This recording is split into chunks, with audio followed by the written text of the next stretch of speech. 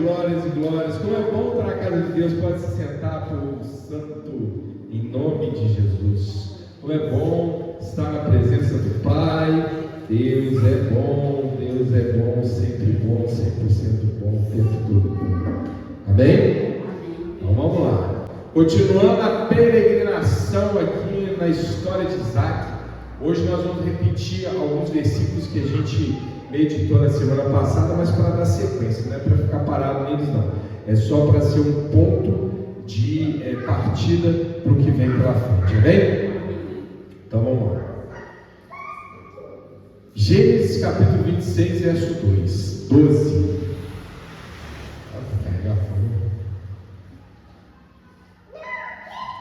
Gênesis, primeiro livro da Bíblia, capítulo 26, verso 12.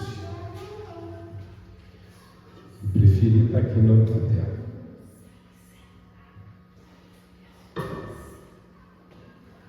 Deus é bom. Amém? Vamos lá. E semeou Isaac naquela mesma terra e colheu naquele mesmo ano com medidas, porque o Senhor, sem medidas, porque o Senhor o abençoou. E engrandeceu-se o varão e ia-se engrandecendo até que se tornou muito grande.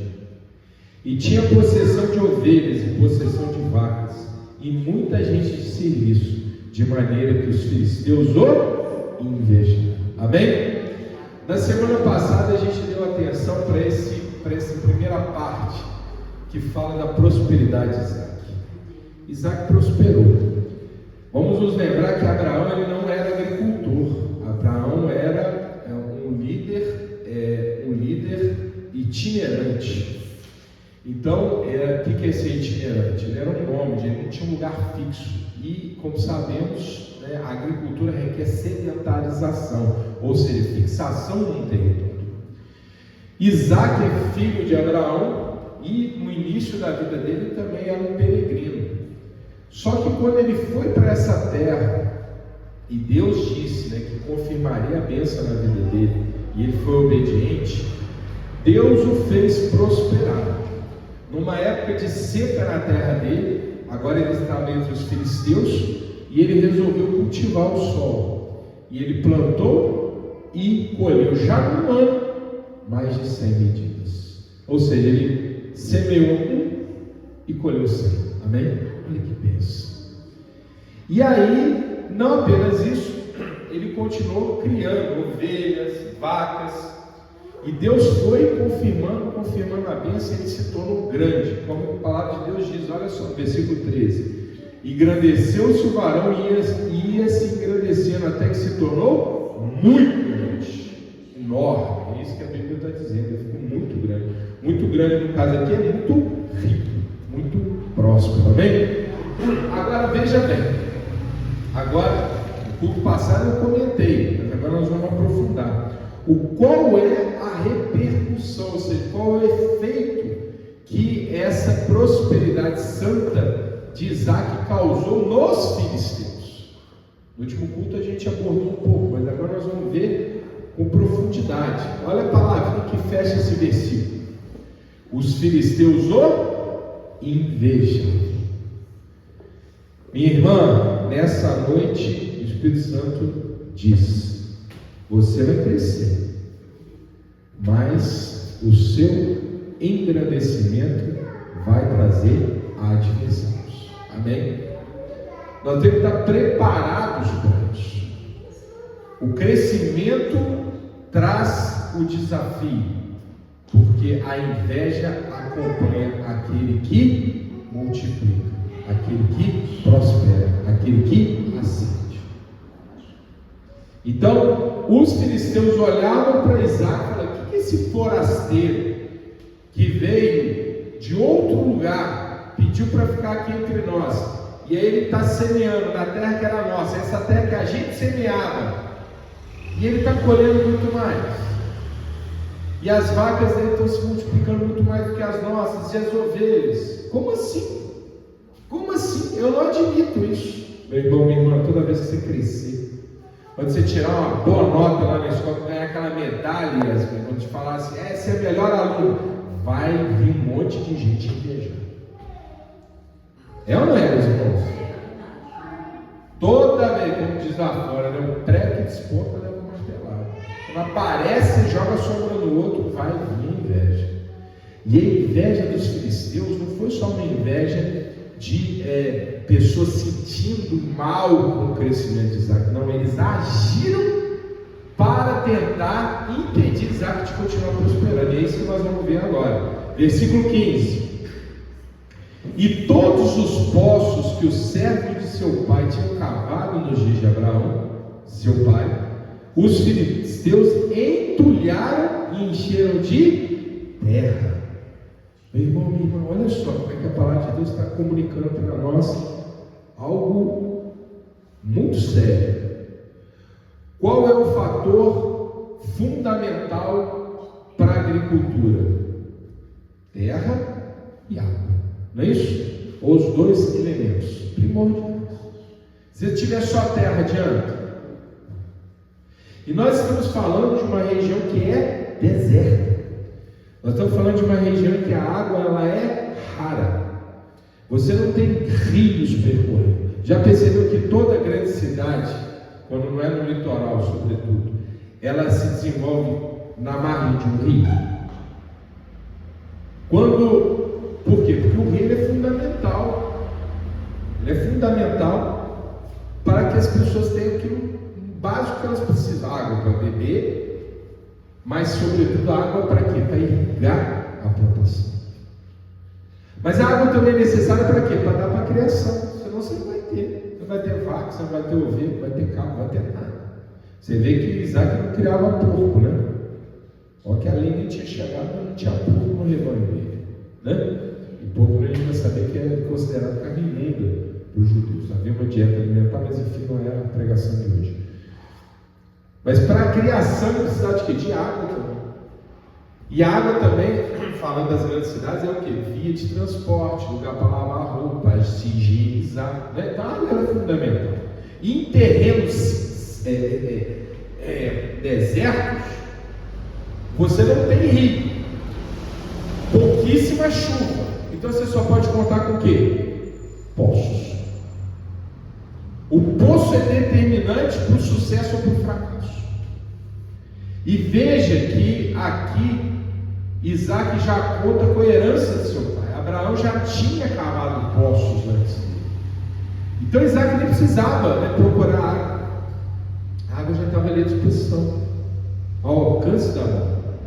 Mas esses filisteus invejosos, o que fizeram? Fecharam os poços, jogaram terra nos poços. Todo mundo aqui já viu um poço, não viu? É um buraco, né? Você cava, tira a terra e encontra a água, não é isso? O que os filisteus fizeram? Jogaram a terra de volta, tamparam o poço. Ou seja, isso geralmente é uma atitude típica do invejoso, né? Ele nem se beneficia com a inveja. O negócio dele não é ser, sabe, grande, como o que está ali prosperando. Não. Ele só não quer que o outro prospere. Que geralmente a inveja está acompanhada de outros defeitos, tipo a preguiça, né? Tipo o olho grande nas coisas dos outros, né? Às vezes uma coisa mal resolvida consigo mesmo, uma baixa autoestima. Inveja está ligada a um monte de outros problemas também. Então a pessoa é uma coisa tipo tóxica, né? Tipo um veneno. A pessoa nem se beneficia, ela só prejudica o outro. Veja, esses filisteus invejosos estão se beneficiando por fechar poço? Eles não estão nem tomando para eles. Amém? Eles estão simplesmente impedindo Isaac de usar. Meu irmão, minha irmã, a gente tem que estar preparado para esses momentos. A gente tem que estar preparado para essas pessoas que vão tentar nos prejudicar. Agora a gente fica imaginando o seguinte, né? Vamos nos colocar no lugar de Isaac. Isaac já era rico. Isaac estava prosperando. E veja que no versículo anterior está dizendo que ele já era chefe de muita gente. E nessa época você não tinha polícia, exército nacional, não. Você tinha milícia. Cada povoado tinha o quê? Tinha o seu agrupamento de varões armados que lutavam. Lembra? Abraão enfrentou os reis da Mesopotâmia e triunfou sobre eles. Lembra quando ele foi resgatar Ló? Lá atrás, né? Então eu duvido que Isaac não tivesse a sua própria milícia. Aliás, ele precisava ter para quê? Para guardar os seus bens, né? Se ele tivesse homens armados, vinha alguém e roubava.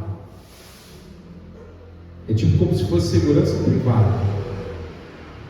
Vamos imaginar então humanamente o que esperava-se de Isaac. Atenção, o que se esperava de Isaac? Isaac, homem próspero, chefe de muita gente, tem lá a sua milícia, vê esses filisteus e prejudicam ele. Humanamente falando, o que possivelmente passaria pela cabeça de qualquer um de nós? Humanamente falando, eu vou me vingar. Esses homens vieram aqui e fizeram essa maldade comigo, eu não vou deixar barato. Mas é isso que Isaac faz. Vamos acompanhar a leitura. Disse também Abimeleque a Isaac: aparta-te de nós, porque muito mais poderoso te tens feito do que nós. Olha o que Abimeleque fez. Ele desceu mais um ponto no nível aqui.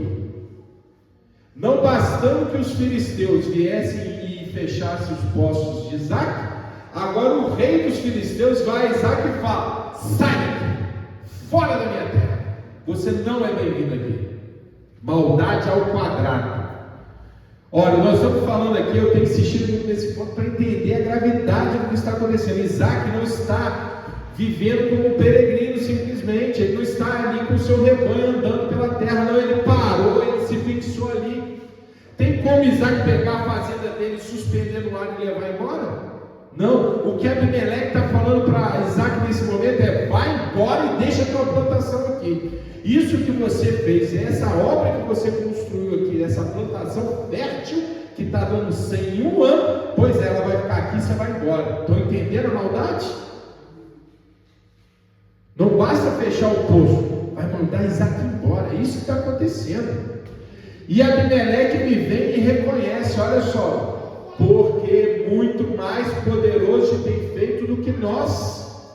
Ou seja, Abimeleque está reconhecendo que Isaac tem poder, tem força para resistir. Vamos voltar aqui humanamente falando. Isaac não invadiu a terra de ninguém, ele pediu para ficar lá, teve permissão. Tadinho de Isaac, maltrapilho, está vindo aí, todo pobrezinho da terra lá mais ao norte, seco, tá bom, pode ficar aí. Mas Isaac prospera. E a hora que prospera, quando o cara estava ali embaixo, ninguém estava ligando. Meu irmão, minha irmã, presta atenção nessa palavra. Você quer ser elogiado pelos outros? Você quer que os outros tenham pena de você?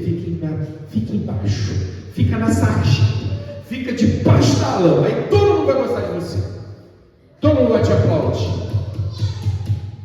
Agora, quando você prosperar, aí vão vir os seus detratores, vão vir os seus opositores, os inimigos vão se levantar.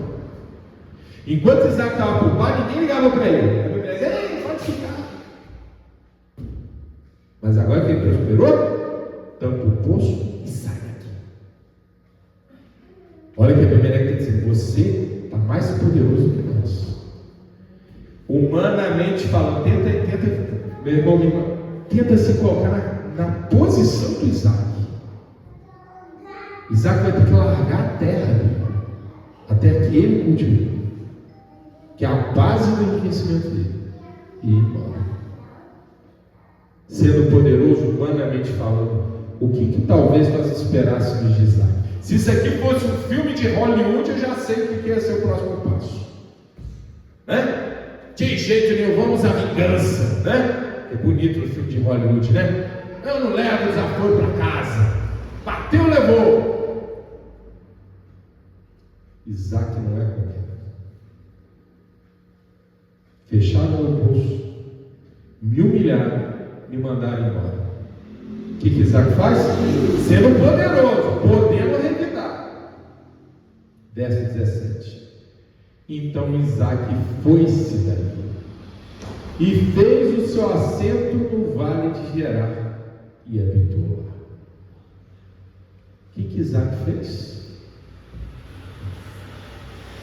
Ele pegou o exército dele lá, a milícia dele, e falou: não vou não, Abimeleque, eu sou mais poderoso que você mesmo. Venha que eu vou te cortar com a minha espada. Foi isso que ele fez. Persiga aqueles filisteus imundos que fecharam os meus poços, que era a cabeça de todos numa bandeja. Foi isso que ele fez. Quer que eu vá embora? Tá bom. Eu vou. Eu fico imaginando o que devia ter de gente falando com Isaac. Isaac, você vai deixar? Aliás, irmãos, já vi teólogos chamando Isaac de covarde. Misericórdia. Não entenderam nada. Isaac estava com medo. Acabou de falar, ele era mais forte do que os outros. Isaac tomou uma decisão. Ele tomou a decisão que mostra o caráter e o poder. E por isso ele é um exemplo para nós. Porque a sabedoria do mundo é loucura para Deus. E a loucura de Deus é sabedoria. Olha só, a loucura de Deus para o mundo. Aliás, a loucura do mundo para Deus é sabedoria. O que para Deus, veja bem, não faz sentido nenhum para o mundo, para nós cristãos tem que fazer sentido. 2000 anos depois, Jesus vai falar: se bater numa face, oferece a outra. Se mandar andar uma légua, anda duas. Se mandar, quiser tirar teu paletó, entrega a bolsa. Tudo o que está nesse mundo passa. O que fica é aquele testemunho que nós deixamos. E Isaac está deixando testemunho. Eu não vou agir de acordo com a regra do mundo. Eu não vou à guerra. Eu vou embora. E aí eu fico imaginando como é que Isaac devia estar pensando agora. Ele devia estar pensando o quê? Não, eu vou embora, tadinho de mim, fui expulso, fui escorraçado. Não sei, mas me passa essa mensagem. Acho que a Bíblia não vai para esse caminho. Eu fico imaginando um homem que está saindo, podendo resistir, mas ele está saindo. Ou seja, ele não está saindo por baixo, ele está saindo com altivez, com a cabeça erguida. Eu estou indo porque eu quero, porque eu tomei a decisão de não brigar com vocês, porque eu resolvi ser maior do que vocês, porque eu resolvi não me sujar com inveja de vocês, porque eu não preciso de vocês. Eu não preciso dessa terra. Se eu não sou bem-vindo, eu pego as minhas coisas e vou embora. Sabe por quê? Porque Deus é comigo. Eu não preciso do aplauso de vocês, eu não preciso da permissão de vocês. Deus me fez prosperar nessa terra, Deus me fará prosperar em qualquer lugar. Não fui eu que quis ir embora, estou sendo expulso, mas eu vou fazer o que Deus quer, que é o quê? Não brigar. Amém? Isaac está dando um grande testemunho. E ele vai e habita em outro lugar, no vale de Gerar. E tornou Isaac, atenção, versículo 18, e cavou os poços de água que cavaram nos dias de Abraão, seu pai, e que os filisteus taparam depois da morte de Abraão, e chamou-os pelos nomes que os chamara seu pai. O que ele fez lá no vale de Gerar? Cavou de novo os poços. Amém? Cavou outros poços e encontrou água. Amém? Por quê? Porque eu não me importo com os filisteus.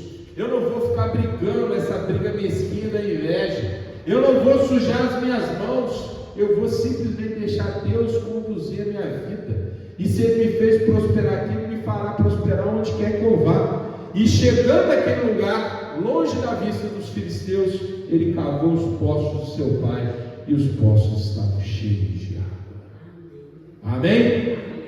E mais, nós vamos ver no próximo culto, daqui a pouco vai vir a cereja do bolo, pois os próprios filisteus, o próprio Abimeleque, que outrora fez mal para Isaac, vai procurá-lo e com humildade vai tentar fazer uma aliança. Amém? Mas isso nós vamos ver no próximo culto. Por enquanto fica o testemunho de Isaac. Se tentarem contra você, se os invejosos tentarem te prejudicar, não responda com a mesma moeda.